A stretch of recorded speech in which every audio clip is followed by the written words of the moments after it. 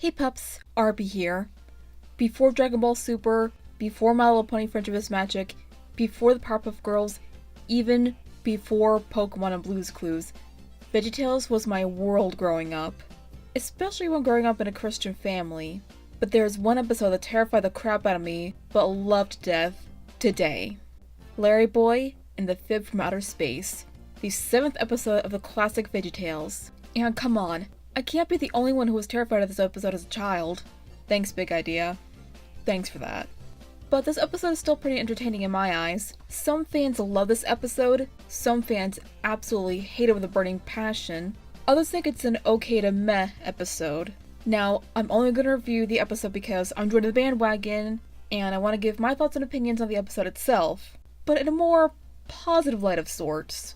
And I will do a full review on the entire VeggieTales show itself, with the exception of those DreamWorks episodes. And to be honest, I don't mind them. But I'm excluding VeggieTales in the House and VeggieTales in the City, so don't ask me to include them. Oh, and Noah's Ark, don't ask me to include that either. I hate that one so much. Alright, let's do this. Oh, also, spoilers ahead, even though the episode is almost 21 years old now, I recommend you watch the episode before watching this review.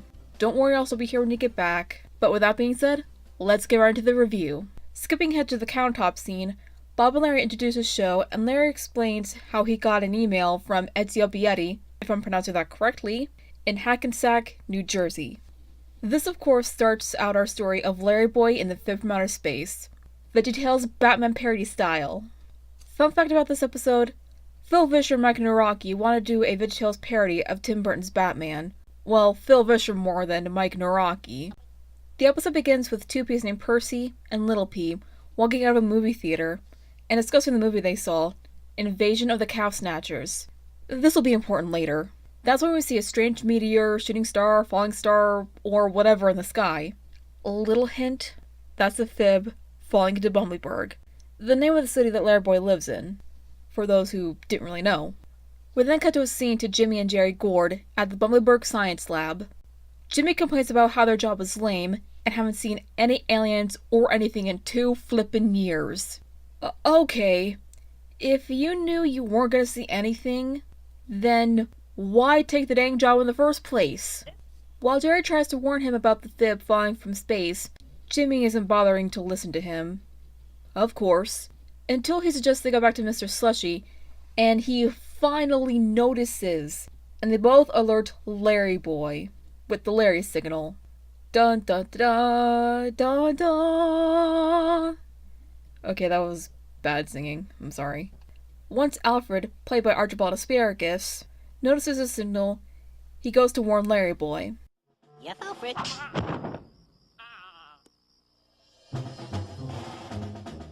No time now, Alfred. Duty called. I'm fallen and I can't get up. Ha! Life alert joke. Once Larryboy drives into the night, we get this awesome title card. So basically this is a Tim Burton Batman parody in the form of sci-fi. You know, if DC ever made a comic with a Batman Aliens parody, that'd actually be pretty funny and pretty epic all at once to see Batman fight a xenomorph. You know, that's a good fanfiction and good fan art right there. Afterwards, we finally get to see our villain of the show, the Fib, heading down the road to what we assume is Junior Asparagus' house. Speaking of which, we cut to the next day to see Junior Asparagus and Laura Carrot having a tea party. Hey, boys can play tea parties too, guys. No judgment here. I don't judge. Laura proclaims that they need one more plate for their teddy bear, Mr. Snuggly. Junior suggests they use his dad's bowling plate, which of course Laura adamantly denies and they should look for another plate, and Junior basically says that his dad wouldn't mind. Unfortunately, Junior leans too far back, but he manages to set the bookshelf back into its place, much to his luck. But Karma was knocking at his door, and one of the books falls off, knocking the plate straight off the top shelf, smashing it to bits. Laura, getting nervous and not wanting to wait for the rage that is Junior's dad, she bails out on him. Wow, some friend she is. Am I right, guys? The Fib then shows himself and introduces himself to Junior. Okay, wait a minute. How did it get inside Junior's house? Why did When did... You know what? I'm not gonna question it right now. The Fib says to tell Junior's dad a story about how someone else broke his dad's bowling plate, and not Junior. Yep, as you would expect, Junior's the victim in this episode. When Junior's dad gets home, Fib goes into hiding, and Dad Asparagus notices his now broken bowling plate and asks what happened to it. Come on, Junior, tell the truth. I'm sure your dad will understand, and you two can fix it. A little duct tape and a little hot glue ought to do the trick, right? Honesty is the best policy, you know. Well, it's Laura's fault. She broke the plate. You've gotta be kidding me. Unexpectedly, Dad Asparagus believes Junior's lies. And of course, Fib grows just a little bit, but he denies it. Ha! Get it? Fib's fibbing. 'Cause that's his name? Anywho, Fib and Junior decide to head out to downtown Bumbleburg. Junior, haven't you ever learned of stranger danger? Ah, well. Larryboy drives around Bumbleburg talking to Alfred, while still in search for Fib, whom he drives past once he sees him and Junior. Why doesn't he just turn him in automatically, or at least get a little suspicious? Oh well. Maybe next time Larryboy will get better at his job of being a superhero. Maybe. Just give it a rumor weed, 5 or 6 Saturday morning cartoon spin-offs, and a bad apple, and he'll earn his title of He Is That Hero. And maybe also throw in a League of Incredible Vegetables, for good measure. Percy comes around the corner, Fib goes into hiding, for obvious reasons, and Percy confronts Junior about him lying about Laura breaking the plate, which Junior sings about it again, but this time pitting the blame on Laura's brother, Lenny. Junior, I swear, you need to tell the truth, 'cause if you tell one more lie, you're really not gonna like what happens next. 'Cause when you're my age, you get screamed at like you're partially deaf, and after the screaming, you become deaf with permanent ear ringing.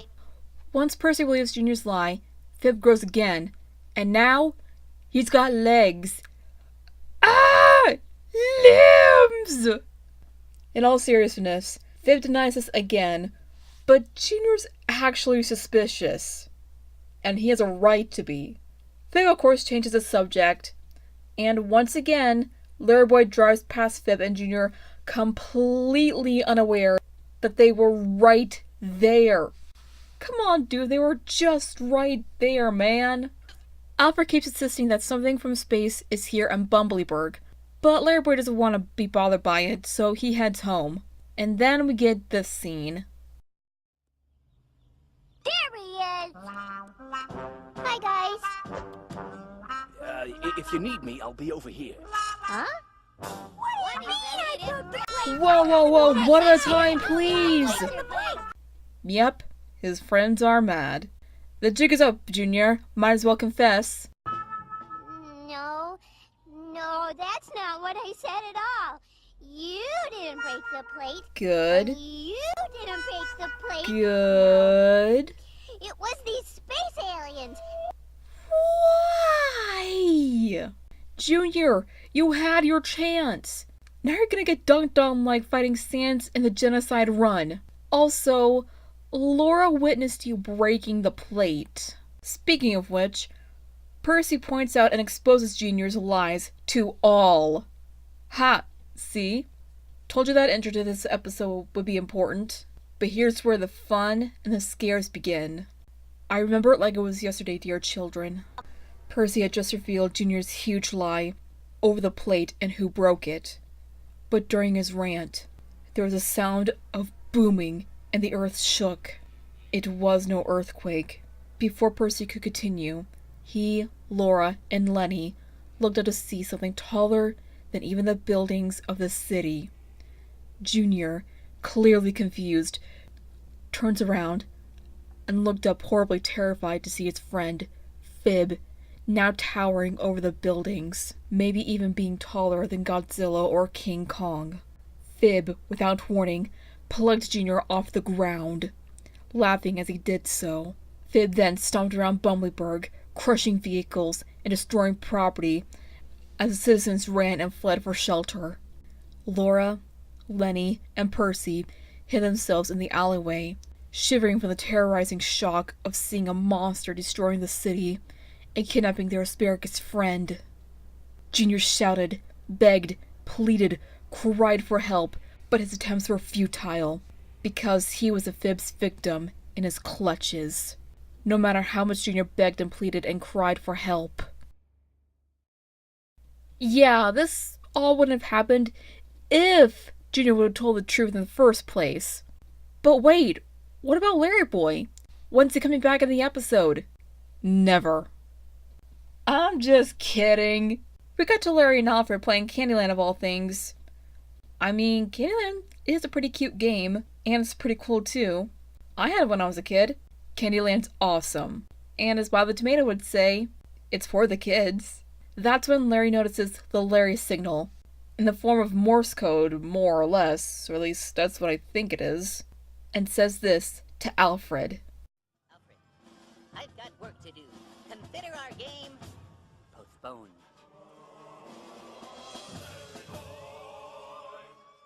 Larryboy is ready to kick butt and take names. Drop the asparagus!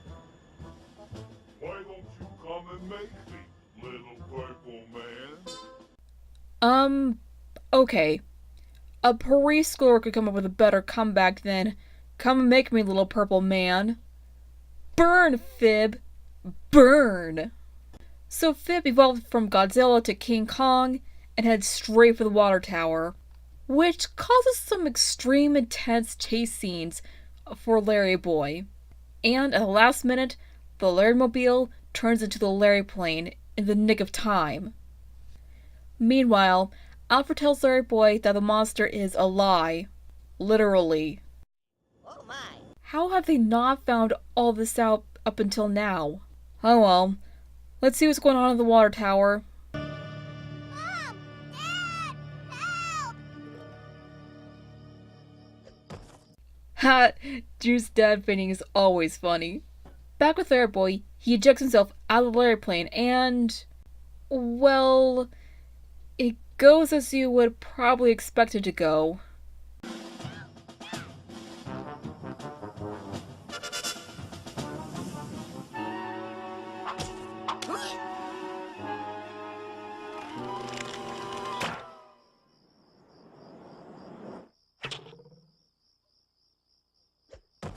Okay, that was weird, but also funny at the same time.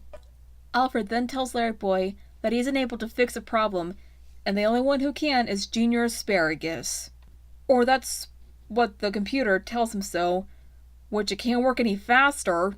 Now, this is pretty much the part that might have scared us all as children, or me at least. The Fib about to eat Larryboy.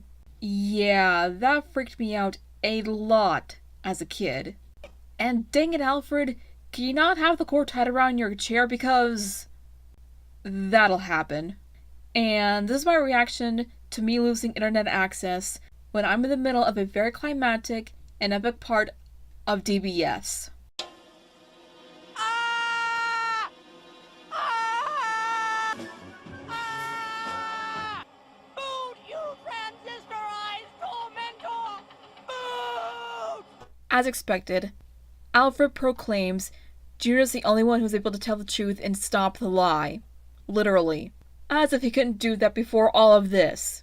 And finally, at long last, Junior tells the truth. I did it! I broke the plate! And all this over a plate. He even sang during 2 of those lies. How did people miss that? Still, they were pretty good songs though. But again, if he could have done that earlier, none of this would have happened. But then this episode wouldn't have happened, so... logic? Wait, if you destroyed Div in the past, then he won't ever be your enemy. Then you won't have to send a robot back to destroy him, and then he will be your enemy, so then you will have to send a robot back! The Fib then disappears after Junior spoke the truth, the whole truth, and nothing but the truth, so help him God, literally. Larryboy lowers him down by using his plunger ears, and Junior apologizes to his dad, and of course, his parents say he was punished enough by getting kidnapped by a monster and caused a lot of destruction on Bumbleberg. Yeah, that makes sense. I guess. Near the end, Larryboy poses on a building while the Larry signal lights up in the sky. And then there's a red fib landing in Bumbleberg, but it doesn't matter anymore because we don't see the fib anymore after this episode. Going back to the countertop, with Larry dressed in his Larryboy costume, and giving off the lesson, which is a half verse of John 8:32b, and then there's the amazingly awesome Larryboy theme song music video. I love this version of the Larryboy theme song. It's very R&B 90-ish feel, considering this was the late 90s at the time. It's catchy, it's good, and it's awesome. I'm okay with the Rock on Larryboy song, but this one is a million times better, and probably the only reason why I watched this episode as a kid. It's no silly song, but it's something even better than that. Yes, even this song is better than a silly song, believe it or not. And that, my friends, was Larryboy and the Fib from Outer Space. So, what do I think of this episode? Well, let's see.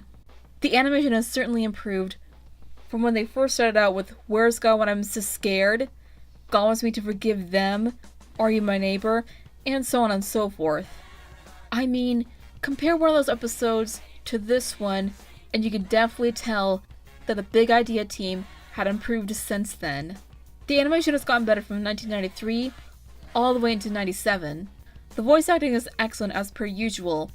Phil Vischer, Mike Naraki, Lisa Fisher, Tim Gregory, a friend of theirs who voiced the Fib, and I have no idea what else he's done since Fib from Outer Space. All did a fantastic job with the voice work. Tim more or less for the Fib, when they had it high-pitched for when it was still kind of small, all the way to terrifying and low-pitched when he was freaking huge! Other than that, the voice acting is pretty good. The score itself is very much amazing, from creepy sci-fi to dramatic Batman-ish. Kirk, the man behind the score and the music for the entire duration of VeggieTales, should get a dang Emmy or an Oscar or some kind of reward for a great score such as this. The episode itself, seeing as it's the first Larryboy episode, to say it's absolutely horrible is a bit harsh, even for the most hardcore VeggieTales fans. I don't necessarily think it was perfect, quote unquote, but again, it was the first Larryboy episode, so it could have been a lot better with Larryboy actually doing something more for the episode, but it gets a pass seeing as the episode's still great as it is. Funny fact about this though, before Larryboy's debut in Dave the Giant Pickle, Phil Vischer originally planned for Bob to be Larryboy, if you catch my drift, with Bob being Bat Bob, and Larry of course being Larryboy. So basically Larry would have been Robin, a goofy sidekick, and in other words Larry just being Larry, and Bob being that hero, quote unquote. He explained it all in a behind the scenes of the Fib from Outer Space. Overall, Larryboy and the Fib from Outer Space, having used to scare me as a child until I was maybe 10 or 12, is a funny and exciting adventure most VeggieTales fans can enjoy if they want to get a good classic, other than the few episodes and episodes before Madame Blueberry and onward. The animation is beautiful, the voice acting is good as always, the characters are pretty good, the score and music is amazing and fitting for the show, and if we're being honest here, it's amazing. It's not perfect for a Larryboy episode, but it comes close to it. As for a rating, I gladly give it a pleasing 4.5 out of 5. Again, it isn't the most perfect episode, but it's still an enjoyable episode, regardless of the flaws it has. I know most fans don't like the episode, most people think it's okay to meh, some are still scared of it to this day, but fans like me, even though we used to be scared of it as children, we still enjoy the episode regardless. Dynamite! I hope you guys enjoyed my review, and if so, be sure to mega punch that like button, and comment your thoughts on this review or the episode down in the comments. If you're new here, be sure to subscribe to join the Pupper Pack today. Huge shout out to my Patreon and Patreon for their support. Thank you so much, it's very much appreciated. If you want to support what I do or donate to me, my Patreon and PayPal links are in the description. No fan art for today, but if you want your fan art featured, my social links are in the description below. I also have a Redbubble store open for business, so be sure to check that out. And I also have 2 other channels, one where I do toy reviews and unboxings, short films and series with toys and figures, and another where I do vlogs, DIYs, hauls, and so much more. The links to those are in the description as well, so be sure to check them out and give them a sub as well. That being said, I'll see you later, pups. As always, stay awesome, stay strong, and stay beautiful.